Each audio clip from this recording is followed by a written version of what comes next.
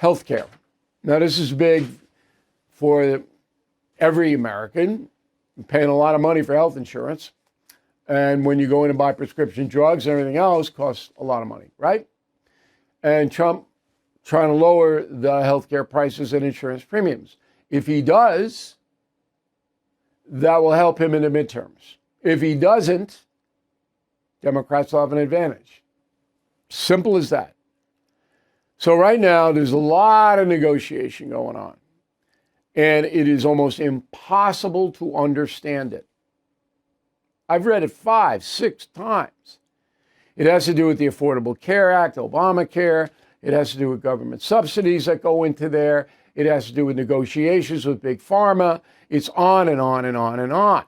So I asked my staff, get me somebody who can explain this so even I can understand it. And joining us now is Michael Cannon, a Cato Institute Director of Health Policy, coming to us from Washington, D.C.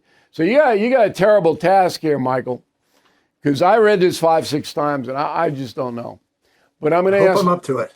I'm going to ask my usual, simple, foolish questions. First question. The Republicans are objecting to extending subsidies for Obamacare. What exactly does that mean? So Obamacare requires people who enroll to buy a lot of coverage they don't want, requires healthy people to pay higher premiums than is necessary so that they can subsidize people with expensive medical conditions. Okay, but let me stop you there. I don't have Obamacare. Good. I don't have to enroll, and if I don't want, I can get my own private insurance, correct? You can if you have an employer who offers it to you, or you can afford it off of the exchanges, but even Obamacare's regulations apply there as well. But nobody can force you to buy Obamacare and pay their premiums, correct? Not anymore, that's correct. Okay. But millions of Americans choose to go into Obamacare, the programs, and they pay more, you're saying, than they should? Is that accurate? Most people in the Obamacare exchanges pay maybe double what they should be paying because Obamacare lards up their premiums with hidden taxes and mandates that just increase the cost of insurance to them. Why would they pay that? Why wouldn't they go to another program? Two reasons. Well, one, there aren't really many other options out there because the government took most of them away. But I'll have something to say about one of those in a moment. And people want health insurance, and Congress also offers people in Obamacare subsidies, massive subsidies, 80% of the premium. You can get a subsidy for this. Some people 100% of the premium. If you're under a certain earning level, right? Well, right. But in 2021, Congress increased that earning level all the way up to like $600,000 per year. Those subsidies, though, are going to expire. So right now, people who are paying maybe 0% or 10% of their Obamacare premium are going to have to pay maybe 10 or 20% starting January 1st. And wealthier people earning more than $129,000 per year, maybe up to $600,000 per year, they're going to have to pay the full premium. And that's going to make them mad. And it should make them mad. Okay, but they can go and buy other insurance if they want to. It's just very hard to find other insurance, right? Not really, because if you want to get insurance from an employer, great, you can find that, you can do that. But if you want to buy it directly from an insurance company, you have to obey all of Obamacare's rules. And the only exception, really, is a market that Congress exempted from Obamacare. Congress calls it short-term health insurance. President Trump in 2018 expanded the amount of consumer protections that are available in that market. And what we found was that when you exempt people from Obamacare, the premiums end up being 60% lower for most people. The coverage is comprehensive and on some dimensions higher quality than Obamacare, broader choice of doctors. But there aren't a lot of companies that do that. You got to. That's right. How do you find them?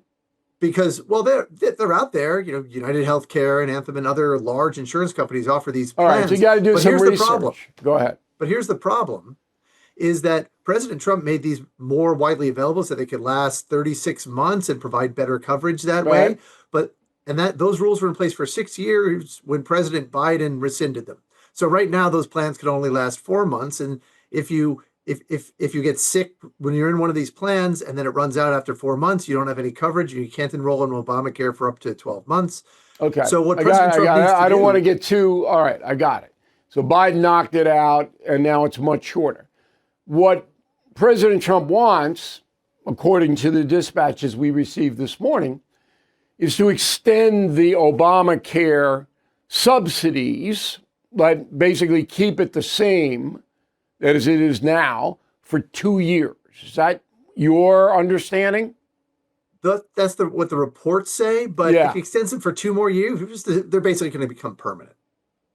They're not going to go away. But he has to stop them now. But Trump doesn't want to stop them now. He wants to extend for 2 years to get by the midterms next November. Well, what he wants is affordability. What he wants is to be able to say, hey, I'm making health insurance affordable to you. And all he needs to do in order to do that is tell Congress, I want you to make permanent those rules that I put in place in 2018, giving people access to Obamacare exempt plans.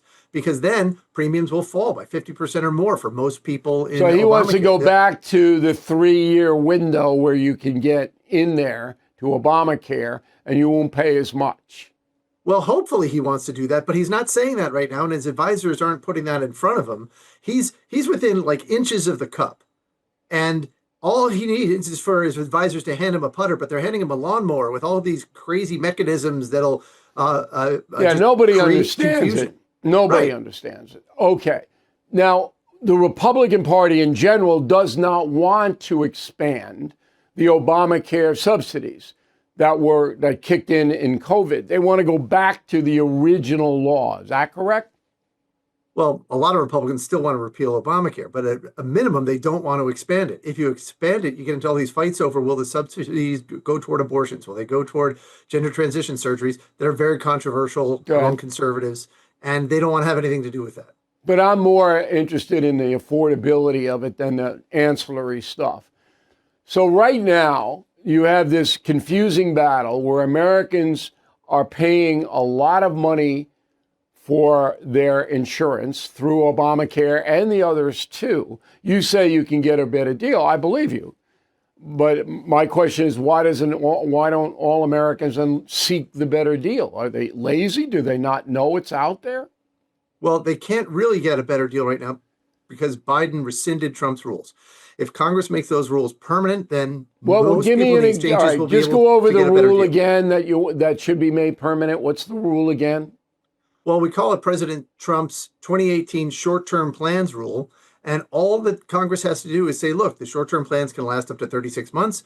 Your insurer can sell you a renewal guarantee so that it can last even beyond that. You get lower price insurance, better insurance, longer term insurance, and it doesn't cost taxpayers a dime or destabilize Obamacare. So why don't they do that? Like I said, the president's within inches of the cup and all he needs is a putter. And this is a much simpler message than what his advisors are selling him. It is a much easier or better way to assuage the fears of nervous Democrats because we had these rules in place for 6 years. Okay, I got and Obamacare did not crater. American homeowners, the FBI has been warning all of us about a type of real estate fraud called title theft. The target, your equity. With just a forged signature, ownership can be transferred out of your name, and without protection in place, you are facing an emotional and financial nightmare. That's why I partner up with Home Title Lock. You can find out today if you are already a victim and protect yourself. Use promo code BILL at HomeTitleLock.com to get a free title history report plus a free trial of their $1 million triple lock protection. That's 24/7 monitoring, urgent alerts, and if you are a victim of fraud, they will spend up to $1 million to fix it. Don't be a victim. Protect your equity today. That's HomeTitleLock.com, promo code BILL, or use the link below. That's HomeTitleLock.com, promo code BILL. Now, Democrats, they don't want any of that, right? They just want to spend more money on Obamacare, right? Higher, but if the subsidies worked, if the subsidies work, then why are Obamacare premiums increasing 26% this year? Subsidies are not going to solve this problem. Okay, so why are they increasing 26% this year? Why?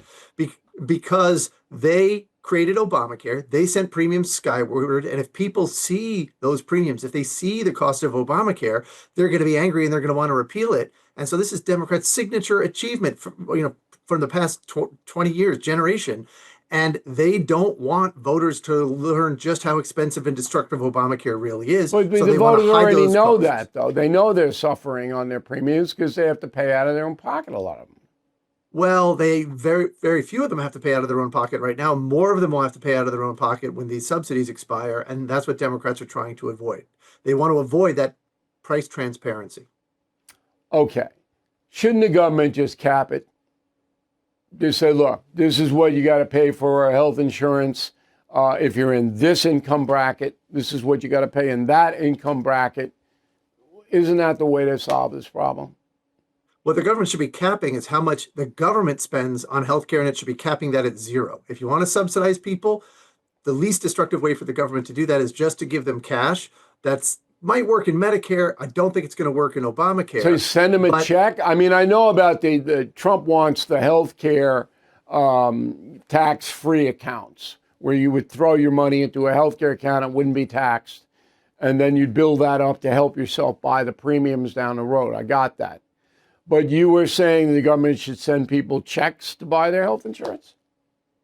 What the government should be doing with Obamacare is giving people options, alternatives, so that the need for subsidies won't even be there, won't be as great. So because people will be getting health insurance on their own that is secure, that doesn't rely on government subsidies.